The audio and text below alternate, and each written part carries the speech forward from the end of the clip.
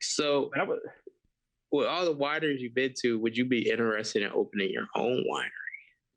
yeah, I actually would. Ooh, That would kind of be my last thing on my list because I'm all about trying to do things with family and friends. I was like, to own a family winery, that would be amazing because that way you can continue to pass it down to your family members and it could be in your family for years and years. So I actually started looking them up how much they cost. come on, I did, drop the number, man. We want I to did, hear it. I did an eye blend. There's a winery in New Jersey that's going up for 3.5 3.5 million. We gonna get there. We gonna get there. I believe in you, man. You gonna get it. The cheapest one I saw was around $1.5 million. And these are not even big wineries, correct? These are these huge or are they kind of small compared to? They're small. They were small. I said $1 million. I was like, let me check my credit score real quick. I know. Let me hit the bank real quick. Let me see. Let me hit my credit union and see what they say. Because I was thinking about that. I was like, so if I give it 800, will they loan me $1 million? I was like, is that feasible? Like, what I need cash? I actually started thinking about it. I was like, what's feasible? Like, what would it take for me to be able to get this winery? I was like, they probably want a down payment. I was like, what am I giving $25 to like kind of say, hey man, I can back this. I'm interested. Sir, 25. You must 25,000, sir? Oh no, that's $25. You must just want a bottle of wine. Go away. But I think it's all dependent on the regions that you're trying to look in. I know California's a little bit expensive too, just because it's California. And it's just like, and I always think it's because of the maintenance of the vineyard you gotta do.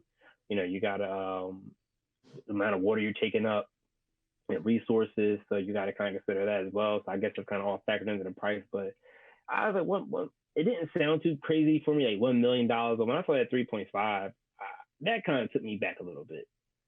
I was like, what am I getting for 3.5? I was like, I don't know what to look for in a winery, but I was like, 3.5 million seems a little bit excessive. I mean,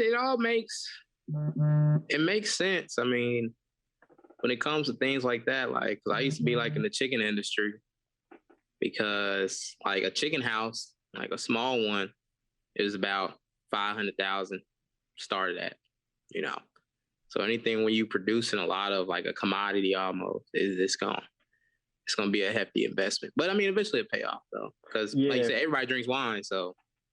Yeah, and it's not bad. And I actually found a website.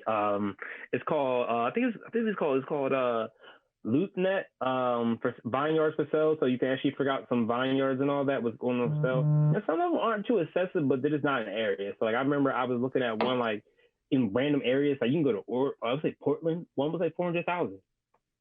So it's totally feasible. It just depends on what area you're looking at and where you're trying to jump in at. I was like, all right, so if you got good land or if it's in I think if it's in a building, it looks like it was cheaper. But if you actually want land and you want to like do everything on a vineyard and all that, that's going to cost you more money, which is weird. You would think something with a giant infrastructure on it would cost more with factory, and that was not the case. So I was like, all right. So I know if I want to make some wine, it's totally feasible, but it all depends on what direction you want to go into.